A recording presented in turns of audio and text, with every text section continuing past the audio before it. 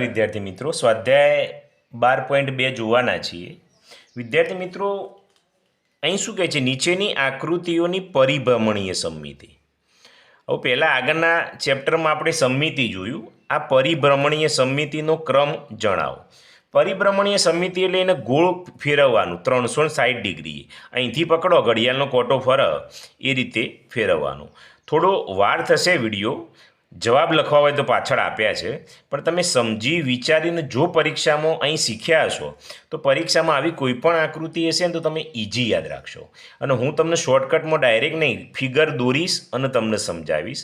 એટલે ખરેખર જેને ભણવું છે એ વિડીયો છેલ્લે સુધી જુઓ, કંઈક શીખ્યા છો એવું થશે, બાકી તો પૂરું થઈ જશે. પરિભ્રમણીય સમમિતિ એટલે શું કહેવાય એ પહેલાં સમજો. તો જો આકૃતિ આવી છે, આવું કહેવાનો મતલબ એ છે કે આકૃતિને આપણે ફેરવીએ તો કેટલી વખત આવે. તો તમે જો આવી આકૃતિ છે ને 90 અંશે ફેરવો એટલે કેવી રહે? એવી ને એવી જ રહે. 90 અંશે ફેરવો એટલે સપોઝ કે આ વસ્તુ છે, અહીં ટપકું કરેલું છે, એ અહીં આવે, પણ આકૃતિ તો એવી ને એવી જ રહેશે. પછી બીજા 90 અંશે ફેરવો તમે વિદ્યાર્થી મિત્રો, એટલે આ આકૃતિ કેવી થાય? તો એ આવીને આવી જ રહે, એટલે બીજી વખત અહીં આવશે. ચલો ત્રીજી વખત તમે ફેરવવાનું જ છે એટલે આ આવી થશે, એટલે ત્રીજી વખત અહીંથી ટપકું અહીં આવશે. અને ચોથી વખત કેવું થશે? તો આ રીતે છે, 90 અંશે ફેરવો એટલે ચોથી વખત એ છે. તો આનો પરિભ્રમણ સમમિતિનો ક્રમ કેટલો થયો? તો જો આ વખતે એવી ને એવી મળી, આ વખતે મળી, આ વખતે મળી, આ વખત, તો 1 2 3 4 વખત એવી ને એવી મળી. તો આપણે પરિભ્રમણ સમમિતિ કેટલી કહેવાય? 4 કહેવાય. તો અહીં આપણે 4 કહેવાય. તમે સમજ્યા વિચાર્યા વખત લખ્યું તો સમજો ગયા. ચલો આપણે બીજી જોઈએ. હવે બીજી આકૃતિ તમને આપેલી છે, આ ટાઈપની છે. જો એ હું એક વખત દોરી દઉં. આનું ડબલું આ બાજુ છે, આનું ડબલું અહીં છે અને આનું ડબલું અહીં છે. હવે ધ્યાનથી જોજો, આ ટપકું છે, આને ફેરવીએ તો આને સેમ ટુ સેમ અહીંથી ફેરવશો એટલે આયરું અહીં આવશે. તો આકૃતિ તો આ રીતે મળશે. 3 જ વખત ફરો. આ પહેલી વખત અહીં આવી જશે, આયરું છે, બરાબર છે. આ ફેરવતા આયરું ઉપર આવશે, આયરું અહીં આવશે, બરાબર છે, અને આયરું અહીં આવશે. ખ્યાલ આવે તમને? આ પહેલી આકૃતિ, આ ટપકું છે, અહીં આવી જશે. ચલો બીજી વખત તમે રોટેશન મારશો એટલે આ ટપકું કहीं આવશે? અહીં આવશે, એટલે આયરું અહીં આવશે, એટલે આ અહીં થઈ જશે, આયરું અહીં થઈ જશે અને આયરું અહીં થઈ જશે. બીજું ટપકું અહીં આવશે અને ત્રીજી વખત ફેરવશો એટલે પાછું હતું એને અહીં જઈ જશે. એટલે આ અહીં થશે, આ ટપકું છે અહીં આવી જશે, આયરું અહીં આવશે અને અહીં આવશે, બરાબર. આખો રાઉન્ડ પૂરો થઈ ગયો. આ 4 વખત ના ફરે. ખ્યાલ આવે છે ને તમને? તો આ એ આકૃતિ સાચી, આ એવી ને એવી આવીને આ, એટલે આને કેટલી વખત આવ્યું? 1 2 3. તો આનો પરિભ્રમણ કોણ કયો કેટલો થયો? 3 થયો. ઓકે, ખ્યાલ આવે તમને? ચલો હવે ત્રીજી આકૃતિ જોઈએ. પરિભ્રમણ સમમિતિનો જે ક્રમ છે આપણો એ આ જોઈએ, બરાબર છે. લંબચોરસમાં ચોકડી છે, તો અહીં જુઓ તમે ધ્યાનથી.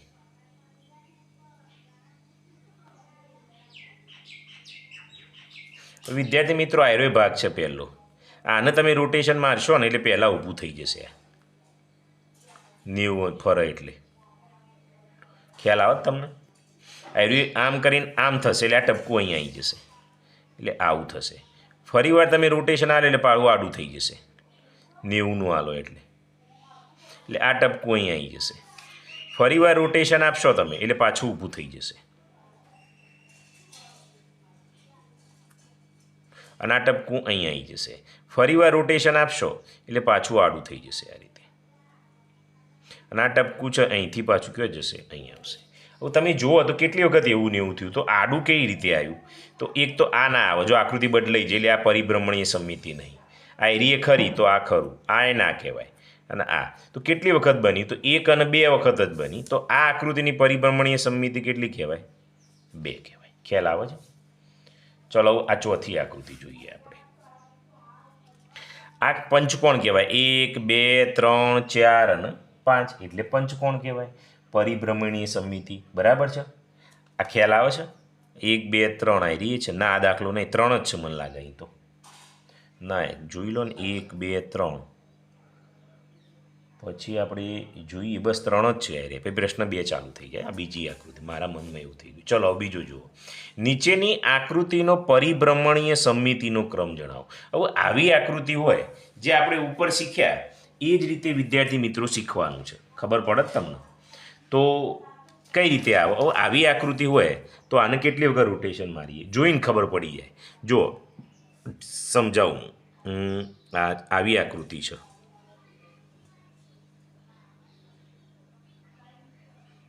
આમ છે, તો આરી 1 2 3 4 છે એટલે 4 વખત પરિભ્રમણ થાય. જોવા, 1 ફરીવાર મારો તો એના એ, ફરીવાર એના એ, ફરીવાર એના એ, આવું ને આવું જ રહેશે કારણ કે 4 છે એટલે. અહીં ચોકડી છે તો એના એ જ રહે. એટલે પહેલી વખત અહીં હતું તો આ ટપકું અહીં આવશે, પછી અહીં આવશે, પછી અહીં આવશે અને પછી અહીં. તો 4 વખત એના એવી જ રહે. તો અહીં પરિભ્રમણની સમમિતિ કેટલી આવે? 4 આવે. ખ્યાલ આવે છે? હવે ત્રિકોણ છે તો આ એ ત્રિકોણ જ થયો. જુઓ, ત્રિકોણ હોય એટલે 1 2 અને 3 ત્રિકોણ હોય તો આ કેટલી વખત બને? બીજી. હું દોરતો નથી પણ ત્રિકોણ હોય એટલે 3 વખત થાય. ઘણા બધા વિદ્યાર્થીઓને આ ભૂલ પડે છે. બરાબર, આની કંઈ ખબર પડતી નથી. તો કઈ રીતે? તમે જુઓ ને, થોડું મગજ દોડાવો ને તો પછી આકૃતિ દોરવાની જ જરૂર નથી. જો એ આવું છે, આ બંને બાજુ ડબલો એક જ બાજુ છે અને આવું છે. તો પહેલી વખત આને આ ડબલાને અહીં ફેરવીએ એટલે આયરું આવું થઈ જશે. એટલે આયરું અહીં થઈ જશે અને આ અહીં થઈ જશે ને ચોકડી. ફરીવાર રોટેશન આલો એટલે આયરું ઊભું થઈ જશે. એટલે આયરું આ બાજુ જશે અને આ બાજુ જશે. ફરીવાર આલો તમે એટલે આ ઉપર જશે, ઓમ થશે, ઓમ થશે ને આ ચોકડી. અને ફરીવાર આલો એટલે પાછું ઓમ થશે, આ ઓમ અને આ ઓમ. તમે જુઓ કેટલી વખત સરખી થઈ. આ તો આડી છે એટલે આડી તો આવ જ નહીં, એટલે આ ચોકડી થઈ ગઈ, આ એ ચોકડી. હવે આયરી સેમ છે પણ આ ડબલો આ સાઈડ છે બંને અને આયરો આ સાઈડ આવ્યો એટલે આ એ નહીં, આ એક જ વખત આવી. તો આનો કેટલી વખત થાય? 1 વખત થાય. હા, આ ડબલો એક આ સાઈડ હોય અને એક આ સાઈડ ડબલું આલ્યું હોત તો 2 વખત આવત, પણ બંને એક જ દિશામાં છે એટલે આની સમમિતિ કેટલી આવશે પરિભ્રમણની? 1 જ આવે. ખ્યાલ આવે તમને? ચલો હવે આપણે ચોથું જોઈ લઈએ. S છે તો આ કેટલી વખત એવી ને એવી આવશે? તમે ફેવરો તો આયરી 2 વખત એવી થાય વિદ્યાર્થી મિત્રો. આ તો 3 લાઈનો છે એટલે 3 વખત એ તો ખબર પડી જાય. આ 4 છે, 1 2 3, તો આનો કેટલો આવે? 4 આવે. પછી તો તમે જોઈને ખ્યાલ આવી જશે. તમે જ્યારે પ્રેક્ટિસ કરો તો તરત જ તમને ખ્યાલ આવી જાય. ચલો ત્રીજો દાખલો. હવે અહીં તમે જુઓ તો મેં તમને સમજાવ્યું. જો એક આ બાજુ છે અને એક આ બાજુ છે. જો બંને બાજુ હોય તો પરિભ્રમણ સમમિતિનો કેટલો આવે? 2 આવે. હવે અહીં 80 અંશ આપેલું છે. જો આવો ખૂણો ના આપ્યો હોત ને તો 4 આવત, પણ અહીં ખૂણો આપેલો છે એટલે આની 2 જ આવશે વિદ્યાર્થી મિત્રો. અહીં તો 1 2 3 4 છે એટલે આની કેટલી આવે? 4 આવે. હવે અહીં તમે જુઓ તો શું છે? પંચકોણ છે. પંચકોણ હોય એટલે 5 આવે, આપણને ખબર છે. અહીં જુઓ 1 2 3 4 5 અને 6 છે તો 6 આવશે. અહીં ત્રિકોણ જેવું છે, 1 2 અને 3, તો આનું કેટલું આવે? 3 આવે. ખ્યાલ આવી ગયો? હવે વિદ્યાર્થી મિત્રો આ કોષ્ટક પૂર્ણ કરવાનું છે. આ એ બહુ મજાનું છે. હવે રૈખિક સંમતિ છે તો અહીં ના લખેલું છે, બરાબર, અને રૈખિક સંમતિની સંખ્યા 0 છે. પછી પરિભ્રમણ સમિતિ છે અને પછી પહેલાં આપણે રૈખિક સંમતિનો કોઠો જોઈ લઈએ એટલે તમારું અડધું કામ પતી જાય. ઓકે, હવે એસ છે તો એસના રૈખિક સંમિતિ એટલે એવી જગ્યાએથી કાપો કે 2 સરખા. જો અહીં કરીએ તો એ બંને અલગ પડે, અહીં કરીએ તો એ બંને અલગ પડે, એટલે અહીં શું થઈ જશે? 0 થઈ જશે. સોરી, અહીં અહીં ના કરવાનું છો અને અહીં 0 થઈ જશે. ખ્યાલ આવે તમને? હવે એચ છે તો એચને કયા કટકા કરાય? તો એચને એક તો અહીંથી કરો તો એ ચાલે, 2 સરખા ભાગ, તો એને અહીંથી કરો તો એ 2 સરખા, એટલે એચમાં હા આવશે અને પેલી કેટલી આવશે? 2 આવશે. ઓ છે એ તો ખબર છે, હા આવે, અસંખ્ય આવે, ઓને ગમે તેમ કટકા કરો. હવે ઈને કઈ રીતે કટકો કરવો પડે? તો ઈને તમે જો ઊભો કરો જ નહીં મેર પડે, પણ અહીંથી કરશો ને તો મેર પડે. એટલે હા કરી અને 1 કરવો પડે. એનને તો પોસિબલ જ નથી. જો એનને ગમે તે બાજુથી કોઈ અહીં કરો તોય બદલાઈ જાય, અહીં કરો તોય બદલાઈ જાય, અહીં એ બદલાઈ જાય. એટલે એનને શું આવશે વિદ્યાર્થી મિત્રો? ના અને 0 આવે. સીને પોસિબલ છે તો સીને તમારે એક જ જગ્યાએથી પોસિબલ છે. અહીંથી કરો 2 સરખા હોય એટલે હા આવશે અને 1 આવશે. ઓકે, આ પૂરું થયું. હવે પરિભ્રમણ સમિતિ. પરિભ્રમણ એટલે શું કરવાનું? ફેરવવાનું આમ કરીને. તમને હાલ મેં શીખવાડ્યું, બરાબર. પરિભ્રમણને તમે ફેરવો અને કેટલી વખત થાય સરખું એ રહ્યું પરિભ્રમણ. તો એસને તમે આમ કરીને 360 ડિગ્રીએ ફેરવો તો કેટલી વખત સરખો થાય? તો એસ છે ને એને હાવ 2 વખત સરખો થાય. કઈ રીતે? જો હું તમને બતાવું. સપોઝ કે આ એસ છે, ઓને 90 અંશે આટલાથી ફેરવો તો પહેલી વખત શું થશે? આયરું એ ઓમ થઈ જશે. જુઓ, આ એસ આવો થઈ જશે. ફરી વાર ફેરવો એટલે આવો થશે. અને અહીંથી ફેરવો એટલે ઓમ થશે. અને ફરી વાર ફેરવો એટલે આવો થાય. તો કેટલી વખત આવ્યો એસ? જો આ ના ગણાય, આ એ ના ગણાય. એક આ અને એક આ, એટલે 2 વખત આવ્યો. તો અહીં શું કરી દેવાનું? હા ને 2 વખત. એ બધા એચને ફેરવીએ વિદ્યાર્થી મિત્રો, બરાબર. તો કેટલી વખત આવશે? તો વિદ્યાર્થી મિત્રો એચ એ 2 વખત આવે. હા, 2 વખત. અહીં ઓ તો ખબર જ છે, અસંખ્ય આવે તમને બધાને. ગમે તમે ફેવરાય તો બધું એકના એક જ હોય, બરાબર છે. હવે જોઈએ ઈ. તો ઈને કઈ રીતે ફેરવો? ઈને 3 પોખ્યો છે એટલે હા આવે, પણ અહીં એક જ વખત એવું થાય. એનને તમે કેટલી વખત ફેરવો? હવે વિદ્યાર્થી મિત્રો એન 2 વખત થાય અને અહીં હા આવશે. અને સીને તમે ફેરવો તો કેટલી વખત એવું થશે વિદ્યાર્થી મિત્રો? તો સી છે એ 1 વખત એવું થાય અને અહીં શું આવશે? હા આવશે. ઓકે.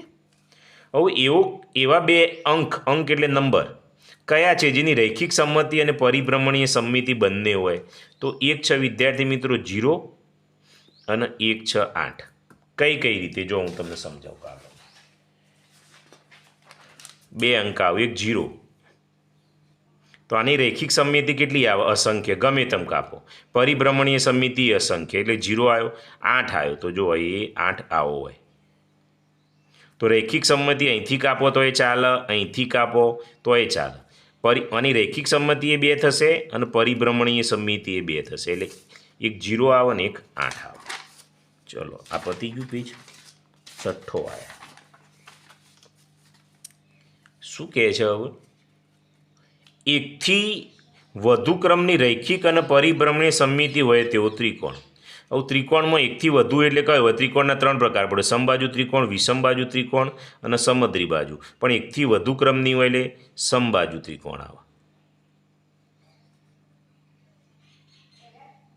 માત્ર એક જ રૈખિક સંમતિ હોય એવો એ ત્રિકોણ તો કયો આવે? એક જમાં આપણે આગળ ભણી ગયા સમદ્રી બાજુ. 2 બાજુઓ સરખી હોય તો અહીં સમદ્રી બાજુ ત્રિકોણ. એકથી વધુ ક્રમની પરિભ્રમણીય સંમિતિ હોય પણ રૈખિક સંમતિ ના હોય તેવો ચતુષ્કોણ. તો વિદ્યાર્થી મિત્રો અહીં તમે જુઓ ત્રીજામાં, અહીં તમારે લખવું હોય તો લખી શકાય. રૈખિક સંમતિ આ સમબાજુ ત્રિકોણ હોય તો એનું રૈખિક સંમતિ કેટલી છે? 3. અને પરિભ્રમણીય સંમિતિ બંને 3 3 છે. અહીં લખવું હોય તો લખો. અહીં સમબાજુ ત્રિકોણમાં રૈખિક સંમતિ કેટલી છે? તો 3 છે. પરિભ્રમણીય સંમિતિ કેટલી છે? 3 છે, બરાબર. અહીં તમે જુઓ તો સમદ્રી બાજુ ચતુષ્કોણ છે, એમાં રૈખિક સંમતિનો ક્રમ કેટલો છે? 1 છે.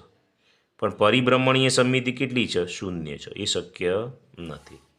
હવે એકથી વધુ ક્રમની પરિભ્રમણીય સંમિતિ હોય એટલે પરિભ્રમણ કરાવો તો ચાલે, પણ એનો રૈખિક સંમતિનો ક્રમ 0 થઈ જાય. રૈખિક 0 થઈ જાય તો પરિભ્રમણીય સંમિતિ એકથી વધુ છે ચાલશે. રૈખિક 0 હોય એવું સમાંતર બાજુ ચતુષ્કોણ આવે. સમાંતર બાજુ ચતુષ્કોણ. એકમાત્ર રૈખિક સંમતિ હોય પણ પરિભ્રમણીય સંમિતિ ન હોય તેવો ચતુષ્કોણ. રૈખિક સંમતિ ખરી પણ પરિભ્રમણ ના હોય તો સમદ્રી બાજુ. સમદ્રી બાજુ એટલે 2 બાજુઓ સરખી હોય એવો સમલંબ ચતુષ્કોણ. એવો ચતુષ્કોણ જેની રૈખિક સંમતિ અને પરિભ્રમણીય સંમિતિ બંનેનો ક્રમ 1 કરતો વધુ હોય તો આપણે આગળ ભણી ગયા ચોરસ, લંબચોરસ, એ બધામાં આવે. ખ્યાલ આવે તમને? પછી અહીં શું કહે છે? પરિભ્રમણ કેન્દ્ર. તો ચોરસમાં વિદ્યાર્થી મિત્રો શું હોય? પરિભ્રમણ કેન્દ્ર. જુઓ, આ ચોરસમાં શું હોય? પરિભ્રમણ કેન્દ્ર એટલે આ વિકર્ણો હોય એનું છેદબિંદુ હોય. તો અહીં શું આવશે? પરિભ્રમણ કેન્દ્ર વિકર્ણોનું છેદબિંદુ. વિકર્ણોનું જગ્યા ઓછી આપી છે છેદબિંદુ. એ તે લંબચોરસમાં શું આવે? વિકર્ણોનું છેદબિંદુ. હું બરાબર કરું છું, લખતો તમે લખી દેજો. સમબાજુ ચતુષ્કોણમાં વિકર્ણોનું છેદબિંદુ. સમબાજુ ત્રિકોણ આવ્યો તો ત્રિકોણ આવો હોય તો આની મધ્યગા આ, ઓની આ અને ઓની આ, એટલે આ શું કહેવાય? મધ્યગા કહેવાય. તો સમબાજુ ત્રિકોણમાં શું આવશે? મધ્યગા. ખબર પડી? મધ્યગાનું છેદબિંદુ કહેવાનો મતલબ, મધ્યગાનું છેદબિંદુ. નિયમિત ષષ્ઠકોણમાં શું આવશે? તો નિયમિત ષષ્ઠકોણ એટલે 6 બાજુ હોય, 1 2 3 4 5 અને 6. એ વિકર્ણોનું છેદબિંદુ જ આવે. તો અહીં શું લખવાનું? ષષ્ઠકોણમાં વિકર્ણોનું છેદબિંદુ આપ્યું છે એ અહીં લખી દેજો. બરાબર. વર્તુળમાં શું આવે? વર્તુળમાં કેન્દ્ર આવે. અને અર્ધવર્તુળમાં શું આવે? તો વ્યાસનું મધ્યબિંદુ આવે.